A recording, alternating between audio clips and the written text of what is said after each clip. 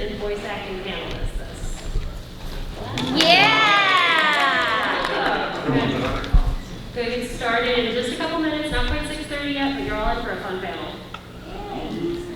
We'll sort of talk casually amongst ourselves. Yeah. What do you guys want to talk about? What's your favorite sandwich? Don't say hot dog. Have you ever heard of a Reuben? Yeah. I had one today, actually, for lunch. How about you? What's your favorite sandwiches? Shout out some. Club. Grilled cheese. Yeah, grilled cheese. Who said Grilled cheese. Yeah. Grilled cheese. What's that one? Cuban sandwich. Oh, Cuban sandwich. Yeah. I like the pickles. Double sandwiches. Peanut butter. Peanut butter, just peanut butter, nothing else? Just dry peanut butter? Ooh, you're Toasted great. onions. When you toast it, it's even Put better. it in front of me, I'll eat it all up. They're okay. What's your favorite food? Onigiri. Onigiri. Wait, so just plain onigiri or yaki onigiri? Plain onigiri. Like what's inside? In that, okay. So everybody know umeboshi onigiri? Can you repeat that? Onigiri. Umeboshi. Oh, yeah. Yeah. Umeboshi is pickled, salted pickled plum. And onigiri means rice ball. If you didn't know that, you should go research it. And go to Japan as soon as possible. Just before we get started, I should let everyone know, just a warning about me. I'm kind of like deadpan humor, and you can't see my face, so you'll have no idea if I'm telling the truth, lying, or totally trying to joke. But I'm usually always joking. It's just M&S. Usually. Well, Eric, it's just M&S this time. Total evidence. I like the cosplay I see in here too. There's some good ones. I think we'll see the Genshin ones tomorrow. At least that's Which what I'm ones? hearing.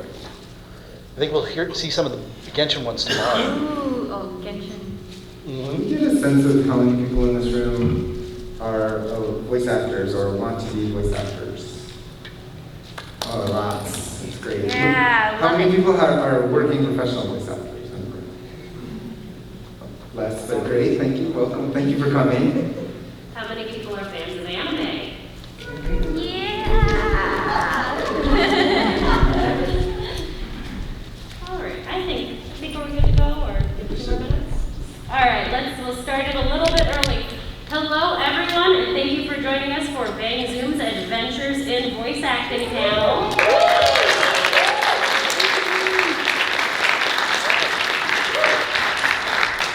My name is Kelsey. I'll be your moderator today, and I'm going to let my panelists take it away and go ahead and introduce yourselves. We'll start with Eric. Oh, you're starting with me? Yes, you start with you. Go into the middle. We'll mix it up. My name is Eric. Nice to meet you. I'm the CEO and founder of Bang Zoom Studios in Burbank, not too far from here, actually.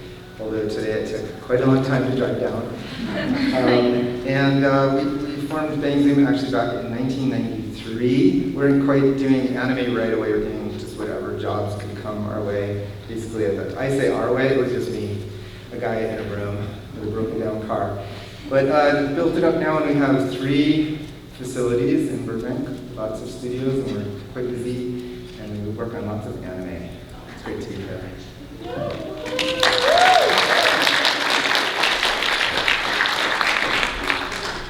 Hi, my name is Mami Okada. I'm originally from Japan, but I've been with Bang Zoom for 20 years now, and I cast for anime, video games, and original animation. I also oversee studio operations and talk to clients and staff and see day-to-day the operations as well. And great to be here. Thank you for coming.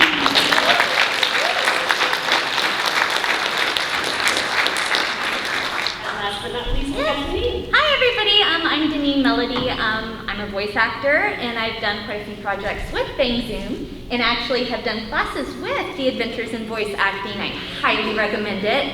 I've been Ronier Arabelle in Sword Art Online and yeah, we love her.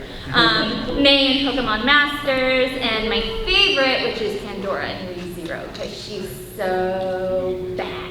But she's so cute too, so you know, when they're cute and they're bad, it's even better. That's the best. Yeah, it is. But it's really cool to be here. I mean, it's been a long time since we've been like getting to come to cons and everything, and like, it just feels good, doesn't it? Woo! Yeah! Great. So to start, Bang Zoom has brought in a presentation for us, so we'll just direct our attention to the monitor and we'll kick off the presentation with that. Bear with us. Yes. Hopefully there'll be sound, right? We'll see. Sound would be good because we're all about voice acting. Well, we could do it live. You could. Yeah. See you later. I told you to be up here.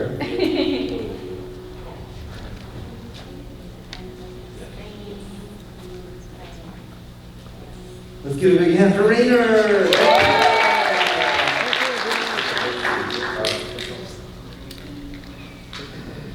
We all know who that is. One moment. Thank you, engineers.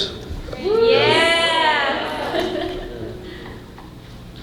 Let's see, Rainer went to school for music, studied jazz guitar, and then he came to Bang Zoom and said, I don't know anything about what you do, but I'm really nice, and I'd like a job. So he got hired as a production coordinator, and then became a production manager, and then now he's an engineer. Let's hear it for Rainer!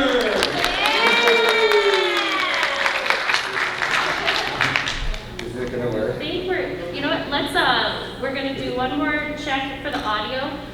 While we're doing that, how did you all get started in voiceover and anime specifically? Eric, do you want to start? Sure. How did you get started? Well, so I went to film school and in New York, and I moved out here and was just trying to I wrote some scripts and was trying to get movies made off the ground. And I met someone who was moving back to Japan, so I just gave up everything and went to Japan for a while. I just lived there for a bit, and while I was there, I met someone, just a friend there, and then she ended up moving to New York and working for an anime company. And they called me up and they said, we have this movie that we want to do, a live action Japanese movie, but it has no M&E. Does everybody know what an M&E is? Anybody? No? It's the music and effects tracks. So it had no separate music and effects tracks. The dialogue was married to the music and effects, so there's no way to dub it. Right, so I, as a filmmaker, had an idea of how to do it, and it worked out well. I'm able to do it well, and that was a big hit for them. And then they asked me if I'd like to try something anime, and then did a couple of things, and then they said, we have this series called Magic Knight Grey Earth, and it had this cute character named Makona, and that's sort of how things happen, magically. That's my favorite. Magic Knight, yeah. I love Magic Knight for your. Mami, how did you get started voiceover anime? Yeah, so I came here in the States to study filmmaking.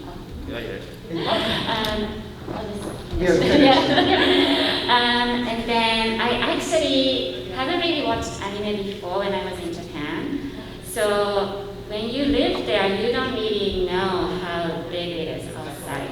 So once I got to college, everybody's like, oh my god, you're Japanese, do you watch this, do you watch this, do you watch this? Like, I don't know, I know. So then I met Eric and I started as an intern, so production intern. Mami was our first intern at Bang Zoom. Yeah. And then I quickly realized that this whole process is very similar to filmmaking because it is about voices, so we had script, writing process, casting, recording, and then post. And then there's directors involved, auditions involved. So I really understood how it goes. So then, after I was working on a few projects, I watched a show and I realized that, oh my God, this is so deep and animation is so beautiful. And since then, I just made it our mission to really deliver faithful, truthful English version of the anime. Because I'm bilingual, I want to make sure that fans and audience are experiencing the exactly same way that I watch it in Japanese. So our goal is sometimes that we forget which language we are watching. Yeah, Right. yeah, that's the goal. goal. So yeah, that's how I kind of started, and yeah. Oh, me real quick? Okay, short version. So I was a dancer, and unfortunately I had an injury. You hear about that a lot. And so I had to kind of think about what could I do, because when you train in something and you think that that's going to be your career, and then all of a sudden you can't do that anymore, what do? I loved acting, so I looked into film and TV, and then eventually something that I really, really loved, like many of you, was anime and video games. And I grew up with it, I was a huge fan, and so once I started doing acting, it kind of hit me that I could do that type of acting. Like I could be in anime and video games like the Final Fantasy games, which I played like religiously. I was like, oh, if I could do stuff like that. If I could do something like Magic Knight Grey Earth, that would be amazing. So I started taking classes, and then from taking classes, it just led from one thing to another.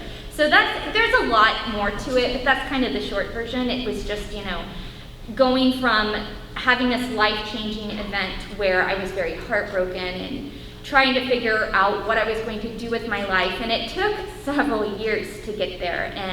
But now I've been here. I've been doing it for about like 5 or 6 years now. I think I've been working with Bang Zoom for about 5. So yeah, you just never know where your life is going to lead you. But I loved it. I loved anime specifically, and I loved video games, and it just led me right here. And now here I am talking to you. It's kind of like makes me emotional. And I see people and I'm like, I get it, because I love this stuff so much. I relate to you, because I am you. So I get it, I do. Well, it looks like we've got the video ready to go, so we'll jump back into that. Like a demo reel, just with a collection of some of the shows we've worked on over the years.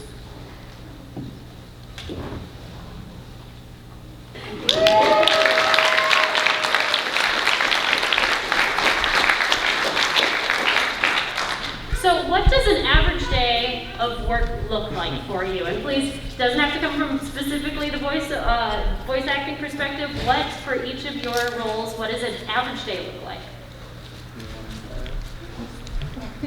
Well, mine is really complicated, and it's evolved over the years. So just in case anyone doesn't know who Bang Zoom is, we do a lot of anime and video games and such. We currently have, like I said, we have 3 facilities and we have about 60 people working there. But when I started it was kind of just me, and I did everything. From spotting the scripts and breaking it down and writing the English language dialogue and casting and all that. So I got to do everything, and when Mami came on as the first intern, that was the first thing I wanted to do, is show her everything I knew, and so she could take it over, and then I could kick back. No, not really. And we could start expanding and be able to do more exciting shows, longer series, and things like that. So I know I haven't told you exactly what my day looks like, but I think you can get an idea. I like to fire people all the time. Not true. Oh, well, Talk about your day as a oh voice my actor. gosh, it depends, because every day is completely different. I can have days where it's very laid back and maybe I just record a few auditions and I don't have a session or anything. And there's other days where I have auditions, I have a session like in the morning and then I have another session in the afternoon. It all changes. That's the fun thing about being an actor is, well, it's fun and not fun. Sometimes if it's too slow, it can drive you a little bit, But yeah, it just changes. There's no set thing that I'm like, this is what I do every day, because it just depends on what you have going on. But it's a lot of auditioning mostly, and sessions, which is fun. And they're all different too, so yeah. Yeah, for me, oh boy, yeah. Sometimes one day feels like 5 days, but so Bang Zoom, we have different teams working on different projects. So we have about 25 to 30 active projects at all times.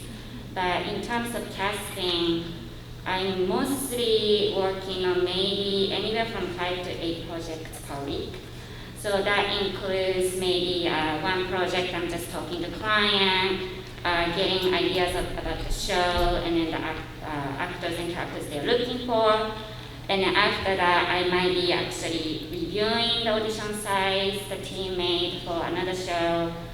And then I make lists of actors to send out auditions. And then maybe after that, I'm actually reviewing the auditions from other shows that came back to me.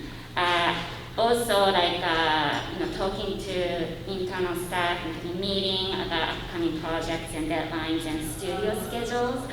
I also review what's called a mix. So once you record everything, the engineers and mixers mix meaning like, so the actors are usually recorded one by one, but now they're all in the show, and then it should sound like they're talking in the same room. And if they're in a cage, it should sound like they're in a cage. So they mix that episode, and I go in and watch down before our producers or clients look at them, to make sure nothing is missing, everything is, sounding great, and then, so it's just a combination of that. So some day I have more meetings, and some day I'm just listening to things all day. Yeah.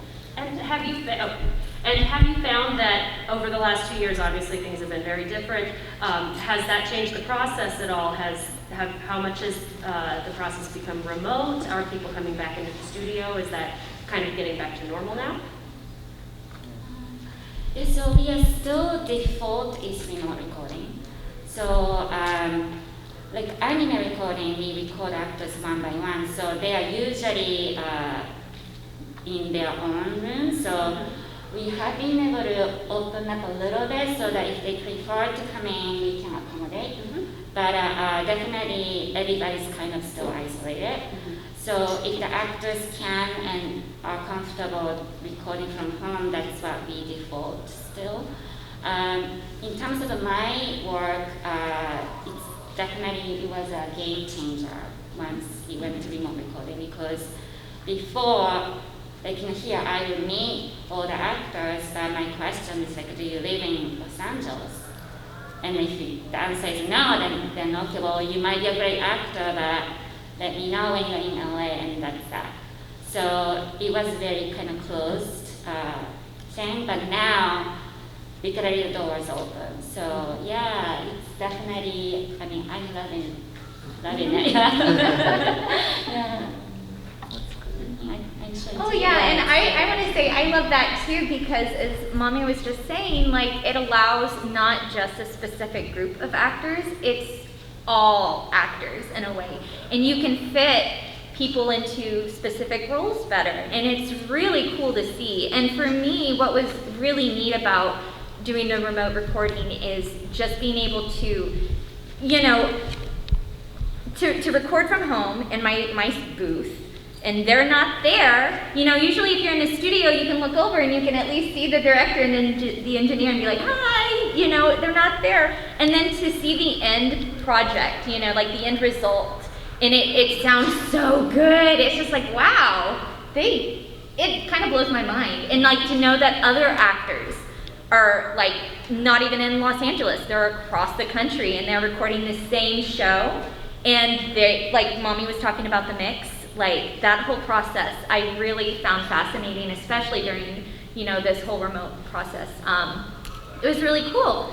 So yeah, and just the opportunity to be able to work on more shows and everything like that. So, it was a hard time for all of us. I'm sure, but like, I think we were very lucky in terms of what we do, that we were able to record and still record remotely and from the safety of our homes. It's really neat. Yeah, I mean, thanks to like each and every actor, because when we went in pandemic, actors had to turn in part of their home as a workspace, and then they had to get the gears, Thankfully with the technology, you don't need to spend so much money to get great equipment, but still we always talk about it with engineers that it's not really about your gear, it's about your room, how your room is sounding and what kind of noise, like if your AC is running or you have your family. It's very hard. So actors have to sacrifice that part and then be the engineer as well at the same time. At Bangzone Studios, we have an engineer in our studio connecting to the talent, but still talent has to do a lot of it. So without their effort, we won't be able to record, and then we won't have a show. So very, very thankful to every single actor. Yeah, and just so you guys know, just like she was saying, you don't need to spend a lot of money. Like, if you see people, who are able to purchase, like, the really fancy sound booths and everything, like, that's really awesome, but you don't need it. I record out of my, like, walk-in closet that I sound treated, and it was affordable. I didn't spend thousands of dollars doing that, and I have a pretty decent mic, actually a pretty good mic, and I didn't spend thousands of dollars on it. And I've recorded lots of shows and games, like, over the past 2 years in this setup.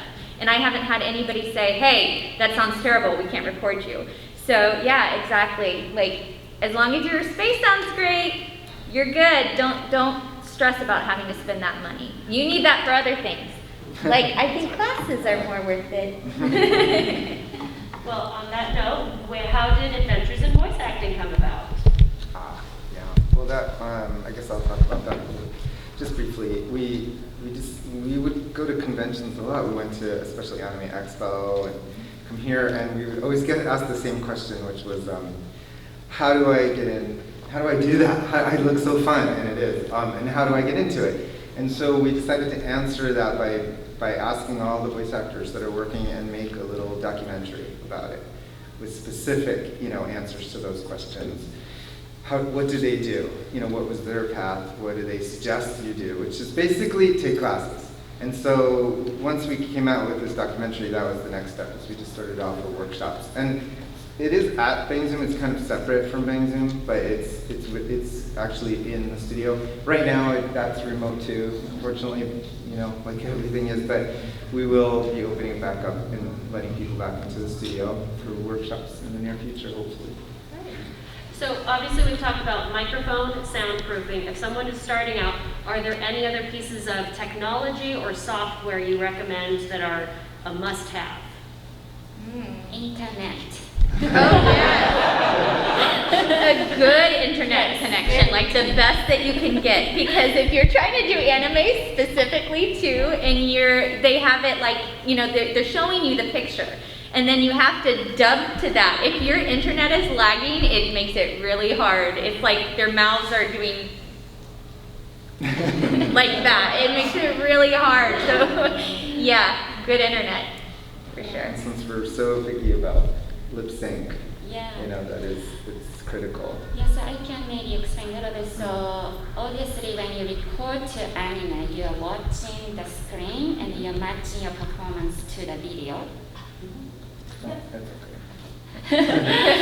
So when you are dubbing from home, you have to have a screen that usually our engineers share over Zoom. So if the internet is slow, you won't be able to see what's happening on the screen. But you have to have that, and then another device or something to look at the script. So it's a little bit of setup. And then, you have to kind of have it set up so that when you're performing, you can see the video and then perform to the video. So it's a little bit different from just the voiceover recording. Yeah. It's a complicated setup, sort of, but if you saw a picture of it, you would understand. And we are, if you're working with us and you're trying to put your home studio together, we are folks like Rainer, so nice. We'll help you, guide you, tell you what might work, not work, that kind of thing. But from what I'm understanding, first comes acting, you need to have that skill set, Yes. and then second is learning that skill of syncopating yourself with what you're seeing on the screen, while also reading everything at the same time. So that's when people come in for classes, that's kind of the skill that they're really working at. Yeah, that's a big skill set, exactly. But acting does come first, and that's, I guess we can stress that a little bit more, that people usually people come with the idea of like, oh, I can do really cute voices or funny voices, and everyone says I should do that, but that's not really what it's about. It's really about having acting chops. So being able to emote and evoke feelings from the audience is really the key. And the voices are secondary, in my opinion. Great, well, this is a fun question. Do you have a favorite project or character you've worked on? Yes. I mention it all the time, and I already said it, but I love Pandora from ReZero so much. Who's seen it? Who watches it? Yay! It's a great anime. You should be watching it. It's really so good. But I love Pandora. I've been so grateful for her because it's like I play a lot of cute, very upbeat characters, and so to play a character who is not that was just like, she's so much fun. I really do love her. And it really is just such a beautiful show. I just love anime in general, so all of the anime projects I've worked on, even when I do like a small part, I love it, just because it's like, again, I grew up with that, and it's so cool, it's so cool, yeah. Do you have a favorite project? Me? Well, I like to get in the booth and do it, but Mommy never casts me in anything. Yeah, can you work on her for me, please?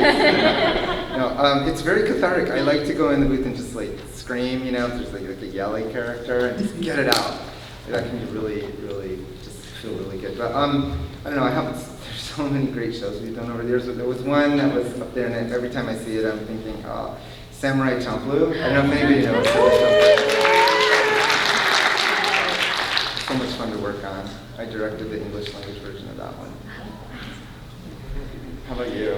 Yeah, for me, it's so hard to pick favorite, but I would say I really enjoy, actually had a few opportunities to cast motion capture projects and then work with the motion capture actors.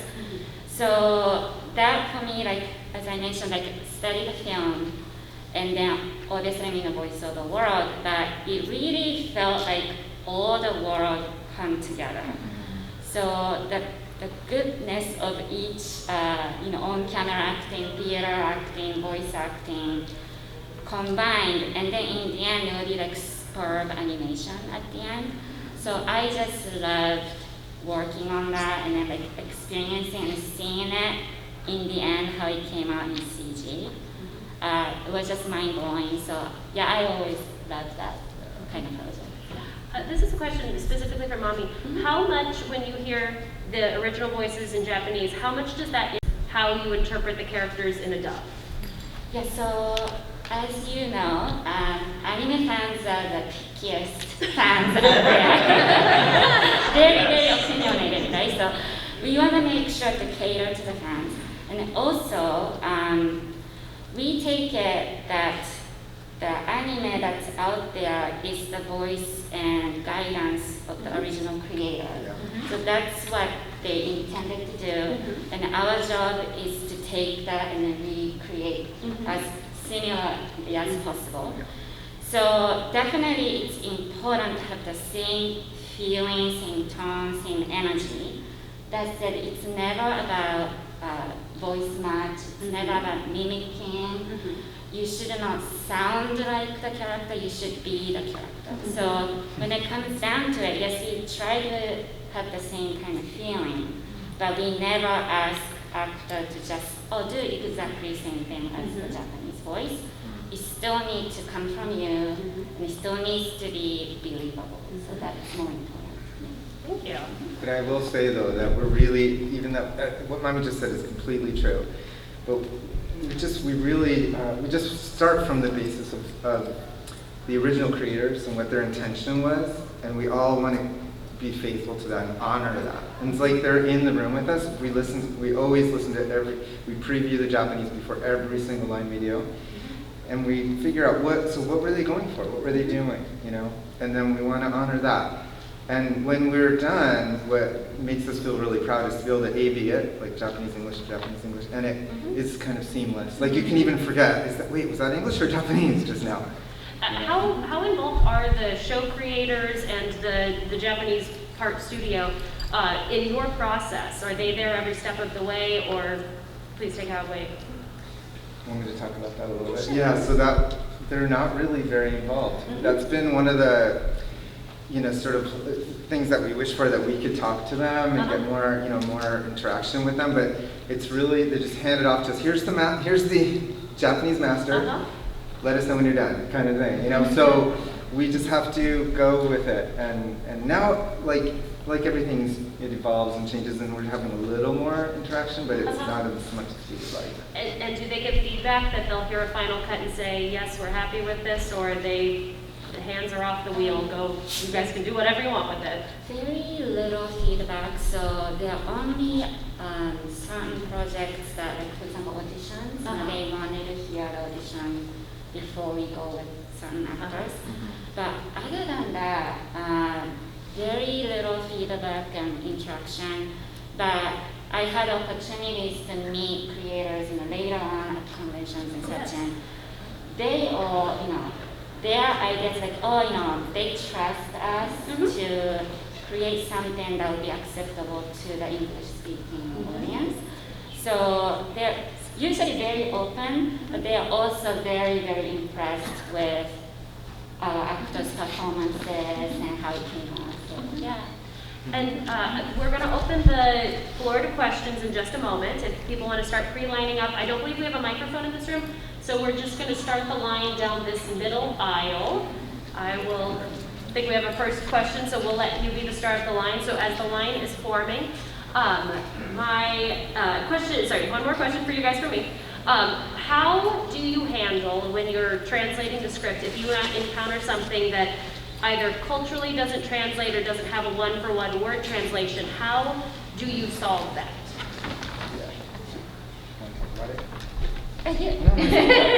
Well, I want definitely Eric to talk about it too, because he's a writer as well. But for us, yes, it's often doesn't translate, and then especially when it's comedy. But I always look at it in a way like, in the story, there should have been a laughter here. So it's not about what it's actually being said. Yes. It's that moment, the funny moment, the character was being funny, or that emotion there. That's more important. So we value that, and then we might have to stray away a little bit from original, but we can retain the same feeling. So you laugh at the same point. Yeah, so that's. Yeah, I mean, that you said it perfectly. But we face the big club and tiny. Yeah, it can get really, I mean, that's the bane of our existence, is like, how do you translate this sometimes, and it can be really, like, that's a joke that's really funny. Yes. If you're Japanese, and you gotta get the whole backstory, and then it's really funny, but we don't have time. We just have to say the joke. So the idea is what would get the same reaction, the same response from the viewer, and that's what we'll end up doing. And and it has to fit the lip flap in the small amount of time we have. Yeah. Well, we will start with our first question, and we have some swag giveaways for our first 5 question askers. So thank you for the first 5 brave souls to come ask a question. So, yay! After you ask your question, just head up to see me, and I'll have your swag for you. So please take it away. Yeah. Hi, my name's Jason. My question is for Mami. So recently I did get to take Tony Oliver's ADR class, and it was great, especially on your recommendation, Deneen. Thank you. So yeah, and one thing you did mention during the class was that anything that gets submitted to Bang Zoom, Mami listens to it. So I was kind of wondering about your approach to casting new talent versus relying on old talent that is going to do a great job. Do you purposely try to say, hey, I want to try to recruit some new people? or is that kind of just comes naturally?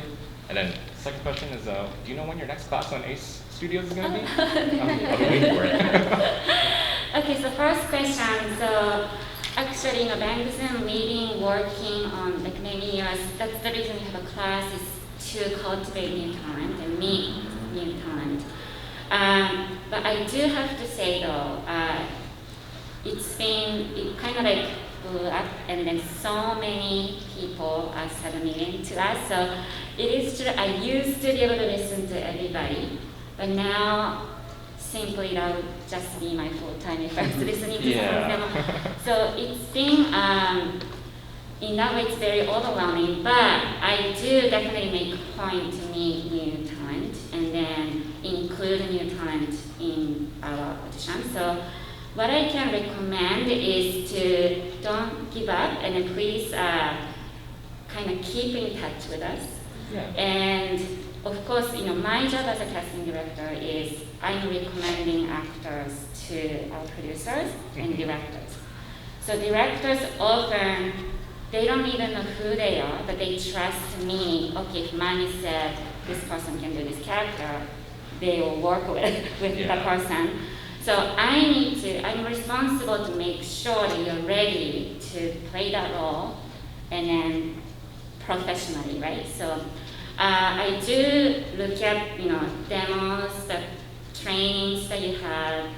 I don't really care how long credits you have or what else you've done, but as long as you're a solid actor, you know how to do that ADR lip sync, and then be professional about it. So those are the more people that I would likely listen and bring in. Gotcha, that's it. And then second, Okay. I don't have a one scheduled right now, but Okay. I'm hoping to do more. So Okay. thank you. Awesome. Thank you so much, Mami. Thank you.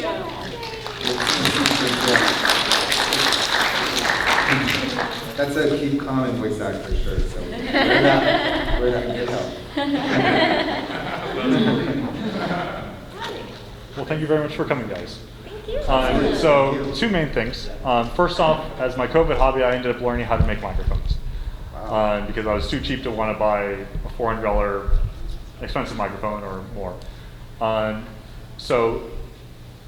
And I would be honored if you guys actually, because I make about 4 to 6 different models. If you guys wanted to try them and give me your opinion, I would love it.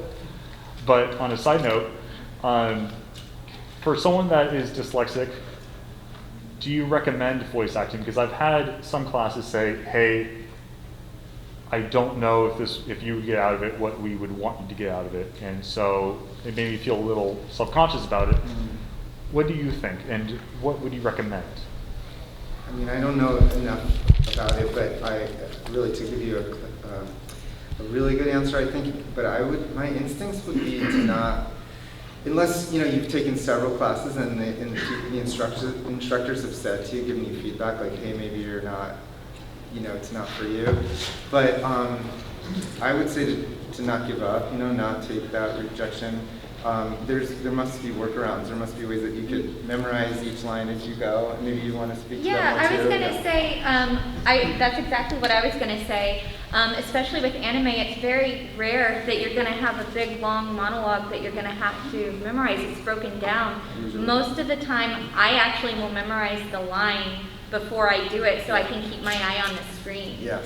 And even if you are doing something like video games where you might have more words, you're going to find your own way of getting around it. I know several people who are dyslexic and are able to do this because they find their own way. It might take a little bit longer, and it can, you might have a little bit of frustrations here and there, but you'll find your own way of doing it. Yeah. But yeah, exactly what Eric said, the memorizing it is a good way of doing it. And again, it's quick. Sometimes you might have a couple of lines, but you'll get it. Yeah. So I don't think that that's something you would necessarily have to. And I would also say, like, usually when you're going, you go line by line. Mm-hmm. And then if, let's say you did mix up a couple words, it may not even matter. And if it does, the director will say, oh, we really need it as written, so it should be this way. And you'll be corrected, and you'll do it again. Yeah, because even if you're not, you do that. I do that, I'll do that, where it's like you just naturally will say something a certain way, and they just correct you. They'll just say, oh, just make sure that you flip those 2 words on this tape. Yep. Yeah, so what happens? Fellow cast members, one of the cast members of ReZero, she's like legally blind. And I actually had no idea until very recently that she says everything is for her. And I just don't know how she does it, but I honestly didn't notice anything. So I think, as long as you understand your condition, you have a workaround. And then I definitely don't think, if you're determined, it shouldn't be on your way. 100%. Thank you so much. You're welcome. Let's get a shirt. We have a classic official Deneen Studio shirt for you. Please go ahead. Hi, so my question is similar to the first question in regards to casting. So it seems like the casting process is really fast and you're constantly busy with projects. But when you are searching for talent, do you put out breakdowns on Actors Access, or is there a resource that you use specifically for anime and gaming? Yeah, so for anime, I actually have my own talent pool for now, and then they will be my go-to, but those are the people over the years I met or got referred or from agencies as well. But a lot of the agencies don't really handle that, anime kind of thing. They love commercial, they love bigger things, but they don't really handle anime. So that's one of the reasons I had to cultivate my own talent pool, because I couldn't really rely on agencies to be funny. But yeah, I don't really do the Actors Access. Very rare that I do. It's just because I get hundreds and hundreds of people who actually don't really apply for what I'm looking for, so it's kind of hard to do that. But we have our, I think on our Instagram page, if you go, there's links, and on our website you can submit as well. So please check out bangzoomstudios.com, and then please contact us. Absolutely. You just hello@bangzoomstudios.com, and it's on the website, and you can just submit. It's actually casting. Oh, that's right. We have casting now. Casting. That'll get you right to the casting department. I'm sorry, can you? Casting at bangzoomstudios.com. Got it. Awesome. Thank you so much. Sure. Hello. I was just wondering, this is kind of more of a general acting thing. Do you guys have any tips or tricks to learn how to manipulate your voice into doing different types of voices or something like that? Practice. I know that sounds really just not an answer, but it's true. It's I don't know, there's been times where I was just fooling around, trying different things, and I'll have a new voice appear out of nowhere. And then once I find that voice, I will use it. I will get a book or something and just read from it, or I'll get an old audition and do just out loud to myself the audition in that voice, so I can maintain it and work on it. Singing lessons too is great for any type of voice. So yeah, but just practice. I like to play video games, and I'll mute it, and I will do every single character. I'll read. You guys do that. I know you do. I know you do. But try different voices for each character, but remember to also just be the character, as Mami said. Because it's not so much about just being able to do the voice, but maintaining it and being able to be a living, breathing character with that voice. So yeah, practice it. Play some video games, mute it, and just do every character. And try something a little bit more up here in your head voice, something in your chest, creature voices. Just try it. See what comes out. Nobody has to hear it yet. It's just you. All right, thank you. You're welcome. I will also say one more thing is that, again, when you're getting to voiceover or character voices, you might think you have to have all these different voices, but you don't need. So when I'm casting, I'm actually more inclined to listen to the natural voice, because that's who you are. So perfect your performance in your natural voice, and then when you are playing different type of character, it's not all about changing up the voices or playing old or young. It's is the character full voiced or soft spoken? What is the energy? Are they outgoing or shy? Or all these things you can play many different characters. So it's not just about your voices, but how to use your breath, projection, energy, all that. Yeah. Thank you. Yeah, thank you. By the way, there was somebody who wanted us to try his microphones. I forgot about that part of this question. Yeah, you can just hit us up. You can go to our website, and that is hello@bangzoomstudios.com. That'll be on the website. You can find it there, and you can get in touch with us, okay? Just be aware that our chief engineer is very rude.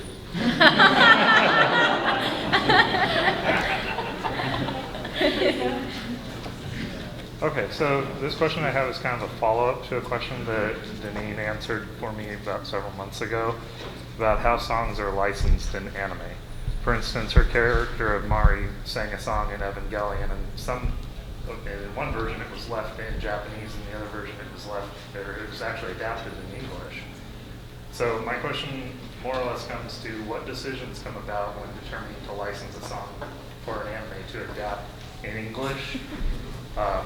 Because there are some intro songs that are also where the main character in Japanese will sing it, and then they adapt it for the main character in English as well. What kind of decisions constitute that?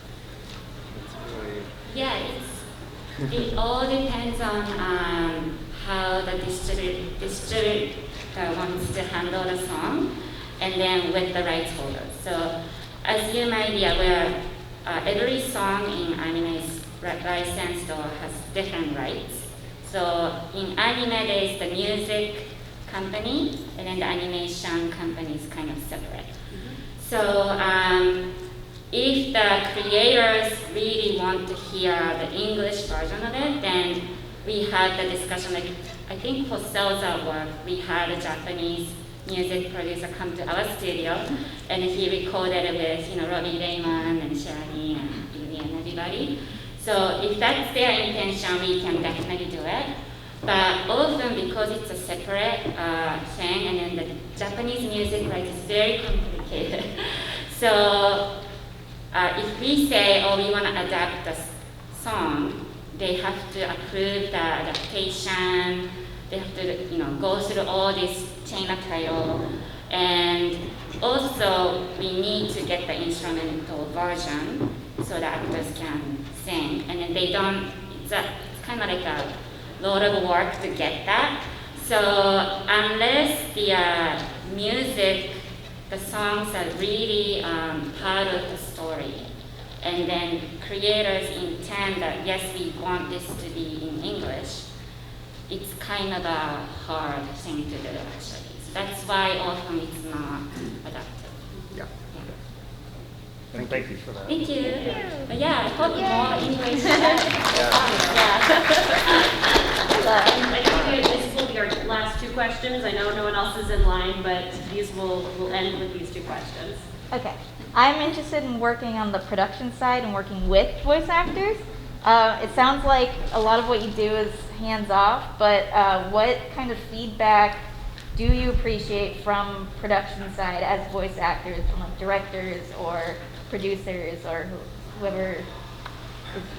I love talking. I love our production staff at Bang Zoom especially. Like, I've made friends with so many of them because they're so kind and just like, I like that. So I like to make a connection with them. For me, I love, if it's a director, I want to hear feedback. I want them to, whether it's good or not so good. It's never like anybody's ever mean, but constructive, because that's how you grow. Sometimes it can be a little frustrating, to be honest, if you're not getting any feedback, because I feel like I get in my head and I'm like, was that perfect? Was I perfect? No. No. And then it's like, oh my gosh, they hate me. So just that open communication with anybody, whether it is the director, the engineers. We've worked a lot more with the engineers the past 2 years because it's been remote. So there's been a lot of communication there. Yeah, so just any communication, if that helps, again, the production coordinators are all very helpful. letting me know everything. It's not like I'm gonna bother them though and be like, hey, did I do a good job? Did they like it? Hey, as much as we want to. And it's just, I think also with a place like Bing Zoom, it's so busy, you know, they don't have a lot of time to be so personable all the time. But they're very nice. But are you interested in working? Yeah. Is that what you're saying, like in production? Or you just wanted to know? I'm doing like creative projects, Ah. just kind of making stuff, trying to Oh, cool. get like real, but just advice for that, yeah. Yeah, I just like, you know, talk to the actors. Like, I can only speak from the actor perspective of it. I mean, no matter what you do from the production side, just the communication is it means a lot to me. It gives the actor a lot to work with, and I think it'll give you a lot to work with as well. Yes. I like your mustache, by the way. Yeah. It's on her mask. It's great on her mask. It's awesome. Hello. So off of that last question, where do you find your directors? And do you also teach any like other thing like directing for like dubs as well from your stuff? So. Yeah. Well, I hesitate to say we're always looking for new directors because it's we're really selective and busy and we don't have time to take lots of submissions from directors. But we're interested in meeting new directors, and right now we actually only have the workshops for actors. We've started to do some sort of we call them like workshops for writing too, for writers. Incubator program, that's what we call it. And we're now talking about a director program too. So that'll be the next step. But you know, if that's your thing and that's what you do, then you should submit your work to us and talk to us, because a lot of voice actors then kind of graduate to directing later in life, and that's cool. But then it can be tricky with schedules because they're still working actors and then they're directing at the same time. So I actually love it when they're just directors and they're just focused on directing, and that's all they really want to do. Great. Thank you. Thank you. Thank you all for the questions. Those are some good ones. Yeah. We've got 1 minute on the clock, so I'm going to lightning round. What is the piece of advice, if you could go back to yourself starting in this industry, what is the piece of advice you give yourself? Lightning round. Wait, 1 minute. Patience, because you know what? I say this all the time, and so you've probably heard me say this before, but everybody's journey is different, and you can look at another actor and be like, oh my gosh, why am I not doing that? You know, but everybody starts differently. Everybody goes on a different path, and it might take some time, and it's okay if it takes time. So just to have the patience and the understanding that your journey into voiceover and your path is not going to be the same as somebody else's, and it's okay. It's okay. Yeah. Get yourself a magical notebook, and then write down, I will be a voice actor. I'll be a working voice actor. Just write down something like that, and believe it with all your heart. I mean it, seriously. A vision board, a notebook, and then you will make it come true. You will. Yeah, I mean, definitely agree with us too, for sure. Yeah, it's about emotions, about feelings and acting, not about voices so much, not about technical. It's coming, has to come from you, for sure. Yeah. Thank you so much, everyone. We'd love to see you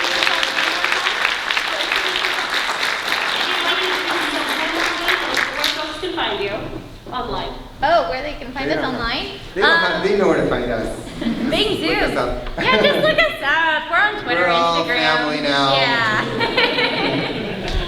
Thank you so much for coming. Thank you so much.